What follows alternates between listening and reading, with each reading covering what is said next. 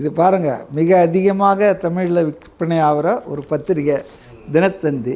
இப்போ இந்த தினத்தந்தியில் என்ன போட்டிருக்காங்க பாருங்கள், விஜயின் 12 வாக்குறுதிகள்னு சொல்கிறாங்க. நீங்கள் அந்த பேச்சை கவனிச்சிங்கன்னா அப்படிலாம் ஒன்றும் ஒரு வாக்குறுதியெல்லாம் ஒன்றும்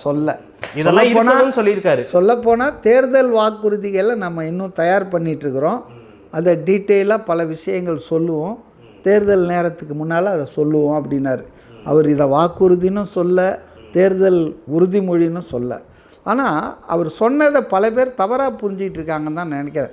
ஊடகமே தவறாக ரிப்போர்ட் பண்ணுதே தினத்தந்தி பத்திரிகையை.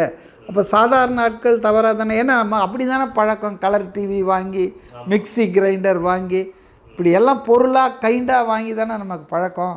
அதனால் அவர் மோட்டார் சைக்கிள் தருவார் போல் இருக்குது, கார் ஒன்றாலும் கூட தருவார் போல் இருக்குது அப்படின்னு நினைக்கிறாங்க. அப்படிலாம் சொல்லங்க. அவர் என்ன சொன்னார்னு சொன்னால், நான் இதை தருவேன் அதை தருவேன் அப்படின்லாம் சொல்ல. மாறாக மக்கள் ஒவ்வொருவரிடம் தமிழ்நாட்டில் இது இருக்கணும், ஒவ்வொருத்தருக்கும் நிரந்தரமாக ஒரு வீடு சொந்தமாக இருக்கணும், ஒரு மோட்டார் சைக்கிள் இருக்கணும், ஆசை தான்.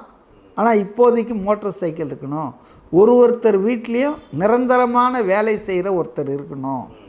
இது எப்படி சாத்தியம்னா, பொருளாதார வளர்ச்சியை சிறப்பாக நம்ம செஞ்சோம்னா இது சாத்தியமாகும் அப்படின்னு சொன்னார். அது சாத்தியம்.